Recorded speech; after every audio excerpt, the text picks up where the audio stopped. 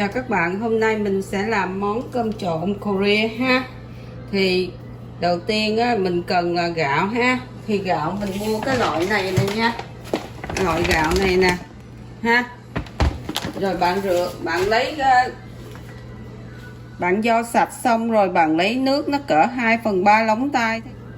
Thành phần gia vị để mình làm món cơm trộn á, thì có nấm này nha, nấm nào cũng được mà bạn làm nấm này thì nó ngon ha.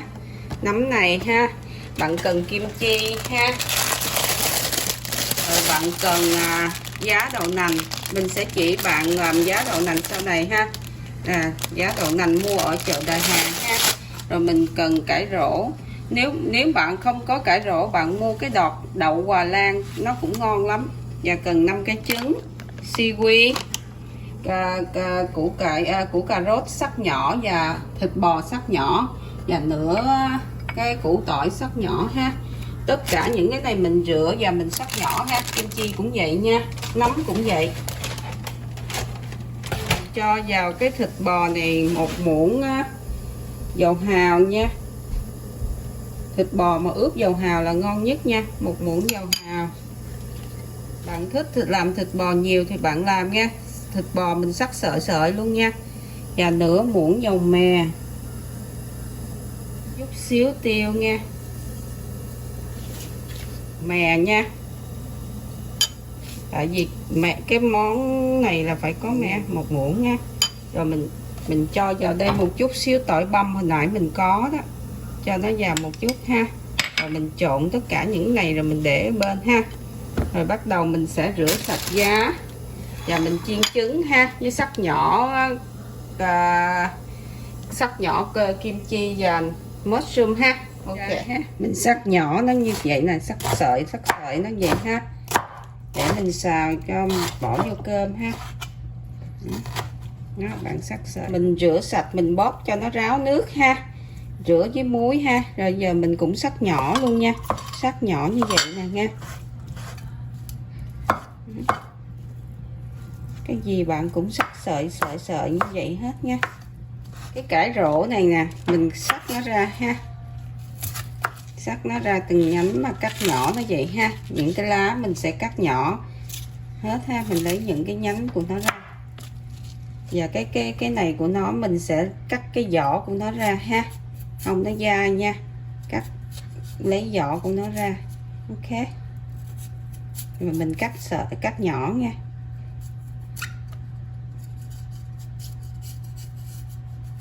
Mình lấy vỏ nó hết ra ha.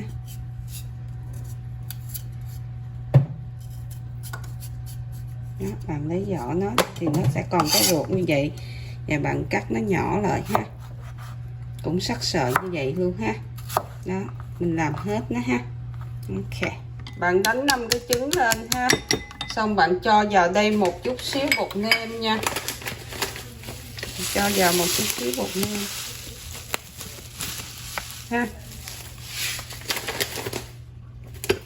và một chút xíu tiêu ha, để mình chiên trứng ha, để mình sắc sợi luôn nha. Đó, mình cho nó vào chảo nóng, bạn cho vào trứng mà mình đánh rồi đó, cho nó vào ha, để mình chiên nó đều hai mặt nha. Nếu bạn thấy cái cách chiên dễ, bạn coi lại cái cơm kimbap nha. Mình sẽ cho vào đây một chút xíu dầu ô liu ha.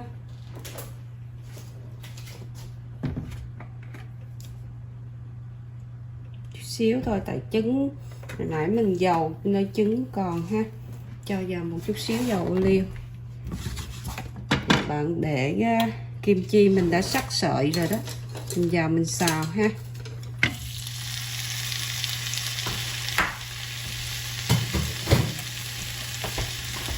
Đừng nêm gia vị gì hết nha. Nước sôi bạn cho vào đây một chút xíu muối ha. Bạn cho nó vào một chút xíu muối ha. Và một chút xíu dầu ô liu nha. Bạn cho nó vào một chút xíu dầu ô liu ha. Sau đó bạn cho cái giá đậu nành vào, buộc nó 5 phút nha. Trộn đều và cho nó luộc cho nó vòng 5 phút rồi bạn lấy nó ra để ráo ha. Sau 5 phút nè, bạn lấy cái giá đậu nành ra để ráo ha. Rồi mình lấy một cái nồi nước khác để mà mình luộc cái cải rổ ha. Ok, nó như vậy là được rồi. Rửa sạch chảo, mình cho vào một chút xíu dầu ha, dầu ô liu ha. Bạn cho vào đây một chút xíu tỏi ha, tỏi mà mình bằm á ha.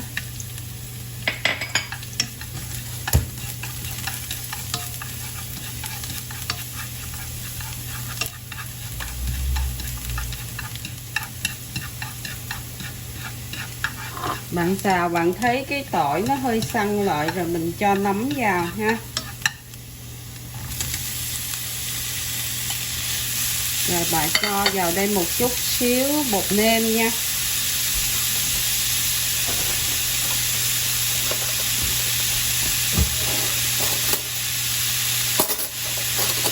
Sẽ cho vào nửa muỗng bột nêm ha.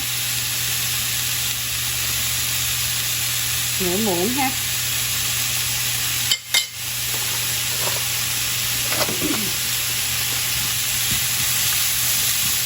Nó cho đến nó chín ha. Sau 3 phút bạn thấy nó như vậy nè, rồi bạn lấy nó ra ha. Sau khi cho cà rốt vào, bạn cho vào đây cỡ 1/3 muỗng bột nêm nha. Rồi bạn xào. Cà rốt mình không có cần chín lâu nha, cỡ 1-2 phút mình lấy nó ra được rồi, tại ăn nó sực nó giòn giòn thì nó ngon. Nước sôi là mình thả vào một chút xíu muối và một chút xíu dầu ha, rồi bạn cho vào đây cái cải rổ ha, để mình luộc nó nha.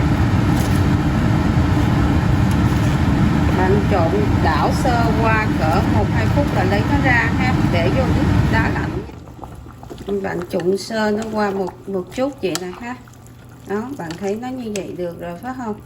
Rồi bạn lấy nó, bạn bỏ qua nước đá nha. Nước đá có nước nè ha. Bạn bỏ ra để cho nó giòn nha. Bạn bỏ qua nước đá nha. Khi chảo nó nóng mình cho thịt bò vào, đừng cho dầu nhé. Mình xào cho cái thịt bò nó chín ra.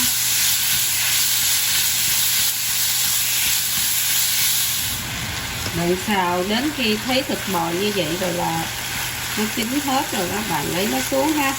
Vậy chúng ta đã xong tất cả các thành phần ha. Mình sẽ làm cho 3 muỗng ớt này nha.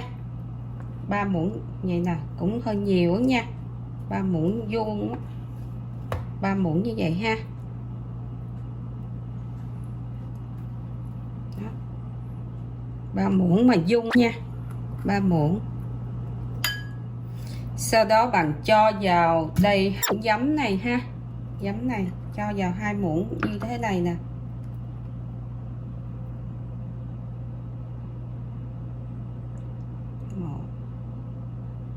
Tại bên này nó còn dính ớt cho nên mình cho 3 muỗng ha. Là nó có 2 muỗng thôi nha. Đó. Bạn cho vào đây là 2 muỗng đường nha.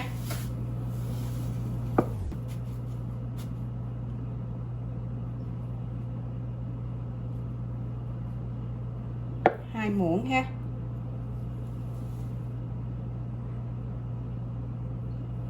2 muỗng đường và 1 muỗng mè khác.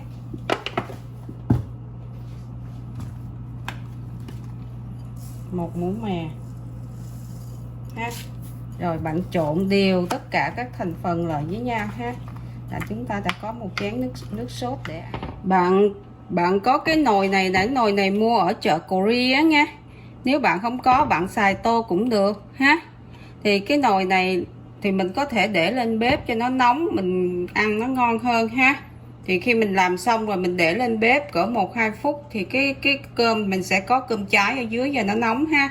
Thì bắt đầu mình bỏ cơm lên ha. Rồi mình cho vào đây một chút cải rổ ha. Cải rổ mà mình luộc hồi nãy đó. Mình cho nó vào đây ha.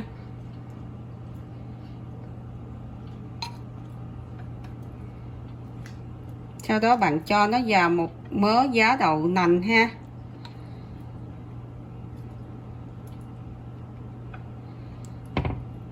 Giá đậu nành.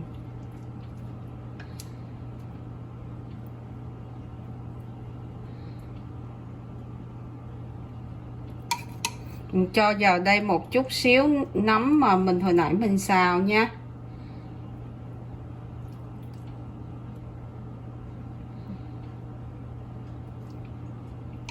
Sau đó bạn cho vào một chút cà rốt xào. Bạn xếp nó vòng tròn xung quanh cái cơm á nha.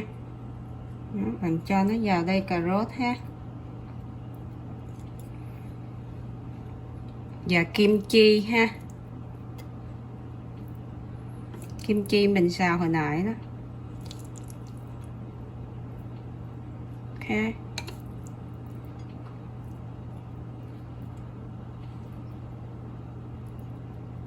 Và trứng sắc sợi nha.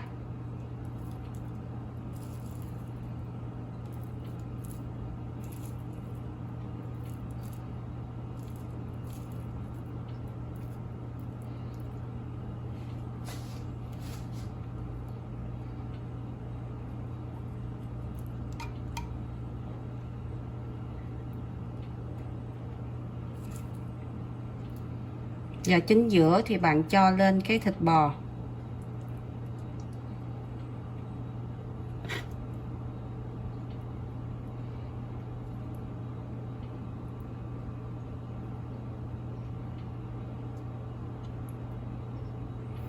Rồi bạn cắt cái kiwi nhỏ sợi sợi như nè, bạn cắt nó lên ha. Nếu bạn muốn ăn trứng chiên thêm cái thì bạn chiên cái sunshine á, bạn bỏ lên ha. Còn mình thấy vậy là mình không có thêm trứng ha. Đó. Sau đó bạn cho rải mè lên ha. Vậy là ta đã có một cái ô cơm trộn rồi.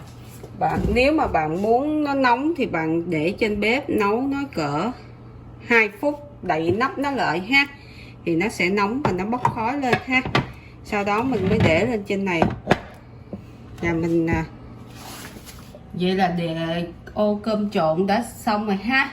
Khi bạn ăn á, bạn múc vào 2 muỗng sốt này nè, bạn bỏ vô và bạn trộn đều nó lên ha, là mình ăn nha. Nhớ múc 2 muỗng như nè, tùy theo cái level bạn muốn ha, bỏ vô rồi bạn trộn đều tất cả lại và mình ăn nó ha. Chúc các bạn enjoy, nhớ like and share để nhận những video kế tiếp. Cảm ơn các bạn. Nếu bạn không có cái nồi đó, bạn để nơi tô như vậy cũng được. Thì có hai cách đó. Cách này là bạn không có nồi thì bạn xài cái tô, thì bạn để như vậy cũng được ha. Ok, chúc các bạn enjoy nha.